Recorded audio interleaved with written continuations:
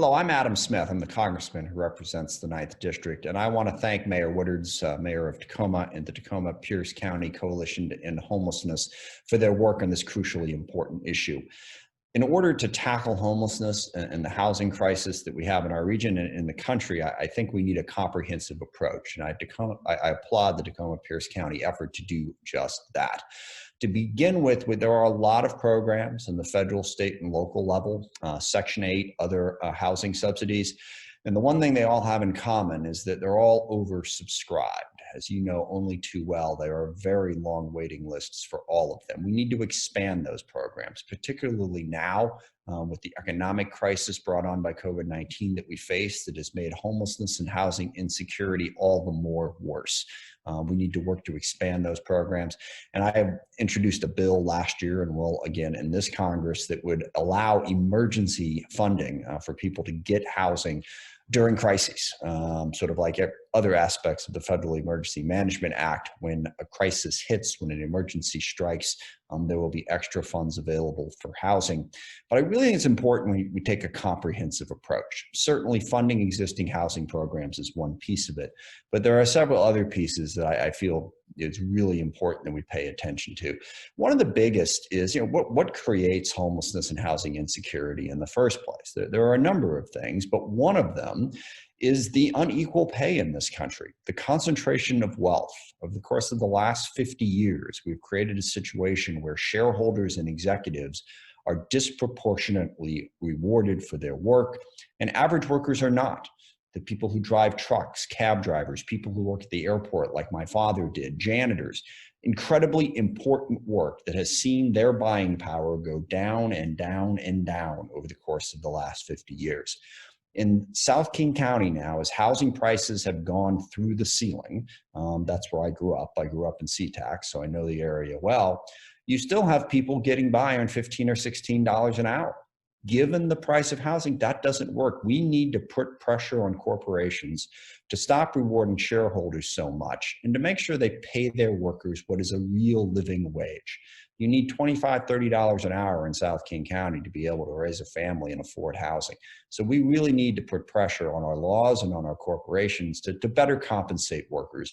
I also think we need to address mental health and drug addiction issues. A lot of what puts people on the edge are mental health problems that are still underdiagnosed and stigmatized in this country.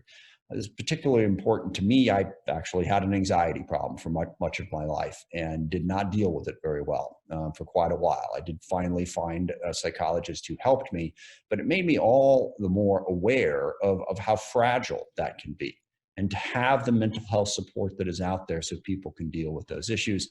And of course, drug treatment is just critical.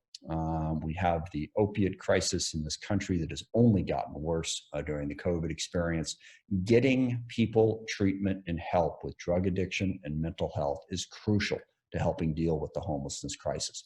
This is one of the crises of our time. When you look around the Puget Sound region, the number of people who are either homeless or are insecure, bouncing from place to place, never sure if they're going to have a roof over their head, has exploded in the last 20 years. We need a comprehensive approach. And again, I want to thank Mayor Woodards and the Tacoma-Pierce County Coalition for their efforts to address this issue, and I look forward to continuing to work with you.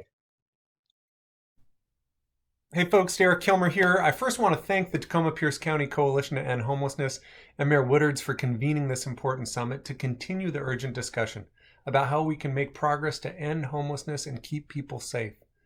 We know that even before this pandemic began, we had a massive housing and homelessness problem, and this pandemic has only exacerbated it. That's why I've fought for foreclosure relief for homeowners and an eviction moratorium for renters. It's why I sponsored legislation to provide $100 billion for emergency rental assistance. It's why I've pushed for the CARES Act to include funding to address the impact of COVID-19 among folks experiencing homelessness and very low-income households who are at risk of homelessness. I am so glad that President Biden took immediate action to not only extend the eviction moratorium, but to allow FEMA to fully cover the cost to move folks experiencing homelessness and living in congregate shelters or encampments to safer living spaces in hotels and motels. It is a big win that could save lives, and it wouldn't have happened without support from folks like you all. Beyond that, we need more housing. We need more workforce housing, senior housing, more homeless housing, more affordable housing. As you suggest, we need more non-congregate sheltering options. We need 10 to 12 million more housing units nationwide. Now, when we talk about building more housing, there's a number of things that we can do, but I want to pledge my support for the National Housing Trust Fund. In fact, last Congress, I sponsored the Fulfilling the Promise of the Housing Trust Fund Act, which would significantly increase funding for the National Housing Trust Fund and provide states more resources to build and preserve rental homes that are affordable to the lowest income people in America. It's also why I fought to expand the low-income housing tax credit and push for any infrastructure bill to include affordable housing as infrastructure. In fact, last year I backed legislation to create nearly 2 million new affordable housing units in our country. We also need to ensure housing affordability and embrace housing as a human right. There are some vital programs through the Department of Housing and Urban Development that provide access to affordable housing and support the work done by our housing authorities. Now, unfortunately, President Trump persistently proposed cuts to those vital programs. He proposed zeroing out the Housing Choice Voucher Program. Congress shouldn't zero that out, it should fully fund it. And as a member of the Appropriations Committee, I fought to ensure that the final appropriations package that was signed into law not only blocked those cuts, but actually increased funding for these programs. Luckily, I think we have a better partner now in the White House today to make progress on these issues. Now, finally, I agree with you that housing should be made an entitlement program, and moving to ensure that programs like Section 8 are federal entitlements would be both cost-effective and a powerful tool to set us on the right track to tackling housing issues like housing segregation, housing insecurity, and to meet the basic human right of housing security for all. My friends, we've got a lot of work to do, but I want you to know that you've got a partner in me back in the other Washington. So thanks for having me. I look forward to working with you all in the months ahead. Take care. Hi, I'm Kim Schreier, representative from Washington's 8th Congressional District, and I'm just delighted to be with you today to discuss housing and homelessness and the needs and how to solve problems, not just in Pierce County, but everywhere in the state of Washington and in the country. Look, I am a big believer that housing comes first, that once you put a roof over a family's head, now you have safety, you have security, you have a place to be, you have better nutrition, the ability to hold down a job for students, for kids to do better and get better nutrition. And it really all starts there. Think about the healthcare costs alone. Investing in housing is a way to reduce so many of the other costs, social costs and economic costs that we face in our county and our state and country today. COVID has only exacerbated a pre-existing housing crisis. We couldn't have people in congregate settings. But look what happened. Hotels were repurposed in order to give people just a space of their own to be safe from the disease. But look what happened.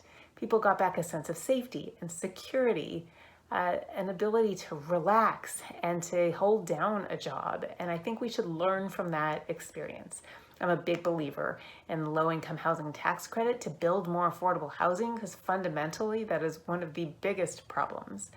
But I'm also a real believer in giving people the chance to figure it out themselves. There's a lot of evidence that just giving money to people who are in need is the most effective way to address poverty and homelessness. They will figure out how to stretch every dollar, how to join with other families for housing, something you can't do with low-income housing vouchers alone. And I think we need to be creative about solutions and work together. And I so look forward to working with Pierce County and having Pierce County and Washington be a model for the country. Thanks so much. This is U.S. Representative Marilyn Strickland of the 10th Congressional District of Washington State. I first want to thank the Tacoma-Pierce County Coalition to End Homelessness for all the work that you're doing. I also want to thank Mayor Victoria Woodards for her leadership. One of the things that I think it's very important to do is to recognize that this is a regional issue. And by gathering leadership from every city, every nonprofit organization, businesses, social services, and property owners, there's an opportunity to address the homeless situation in a meaningful way. Alleviating human suffering must be at the top of the list. We also need to make sure that homelessness is a temporary circumstance, not a permanent situation.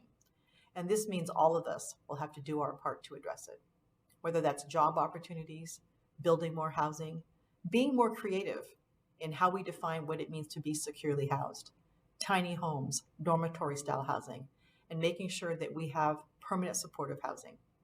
The South Sound is a growing region, and as more people move to the South Sound, we know that there is more pressure because the supply of housing simply does not meet the demand.